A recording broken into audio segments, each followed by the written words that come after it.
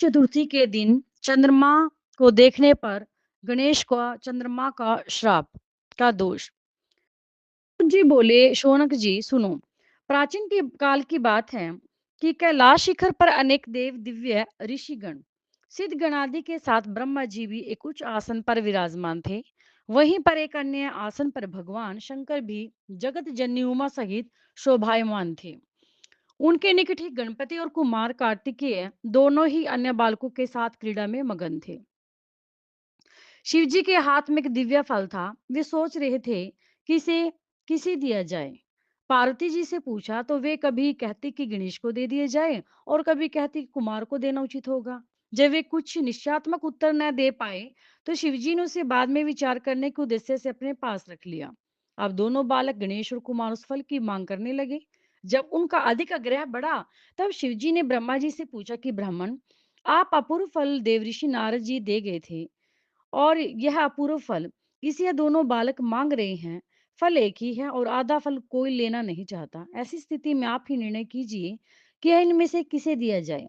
तो ब्रह्मा जी ने विचार कर बोले कि यदि फल एक ही है तो नियम अनुसार किसी भी वस्तु पर छोटे बालक का अधिकार पहले होता है। ब्रह्मा जी की बात सुनकर शिवजी ने वह फल कुमार को दे दिया।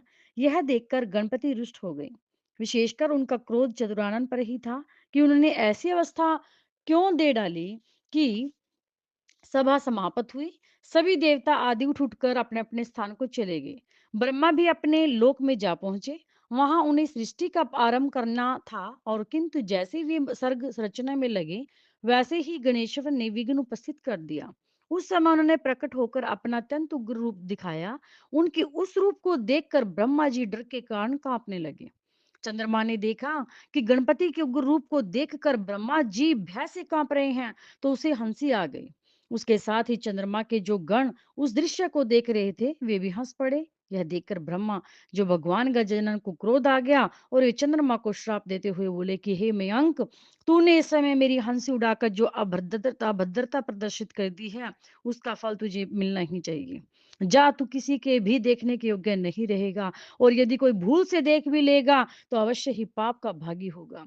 इतना कहकर गजमुख अंतर ध्यान हो गए। उनका श्राप प्राप्त होते ही चंद्रमा श्रीहीन हो गया। उसके तेज में अत्यंत न्यूनता आ गई जिससे इसे वह बहुत व्याकुल हुआ और खिन्नता पूर्वक पश्चाताप करने लगा। देखा, मैं किसी मूर्खता कर बैठा कि उन जगदीश्वर के साथ वे प्रभु तो अणिमादि गुणों से संपन्न संसार के कारण के भी कारण हैं, महाप्रभु हैं। उनके रुष्ट होने से मैं आदर्शनीय एवं कलाहीन हो गया हूँ। अब इससे छुटकारा पाने के लिए क्या करूं? जब चंद्रमा की समझ में कोई उपाय नहीं आया तो वह तुरंत ही देवराज इंद्र के पास गया। परंतु इंद्र आदि देवता भी उसे नहीं देखना चाहते थे। उन सभी ने अपने अपने आंखें झुका ली। तब इंद्र ने भी उसकी ओर न देखते हुए ही पूछा, अरे चंद्रमा, तुम्हारी यह दशा कैसी हुई?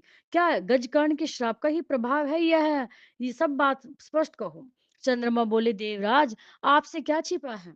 सब कुछ जानते हुए भी अनजान बनकर क्यों पूछ रहे हैं? हे सहस्त्राक्ष, अब शीघ्र ही मेरे शाप मुक्त होने का यत्न करो, अन्यथा समस्त संसार ही मेरे शापित होने से सुफल भोगेगा। इंद्र ने संतावना दी और बोले, चलो ब्रह्मा जी से ही इसका उपाय पूछे, क्योंकि उनके सामने ज्ञानी और सर्व लोकोपकारी अन्य कोई भी नहीं है। सब देवता उसके साथ ब्रह्मलोक पहुंचे। आगे आगे चंद्रमा और पीछे पीछे इंद्र के नेतृत्व में सब देवगण। ब्रह्मा जी ने जब यह जाना कि चंद्रमा आ रहा है तो पाप लगने के भय से उन्होंने भी दृष्टि नीची कर ली और कहा, बोले कि कहो सुधांशु, ये किस अभिप्राय से आना हुआ? अरे तुम्हारे पीछे तो देवराज इंद्र और समस्त सुरगण भी चले आ रहे हैं।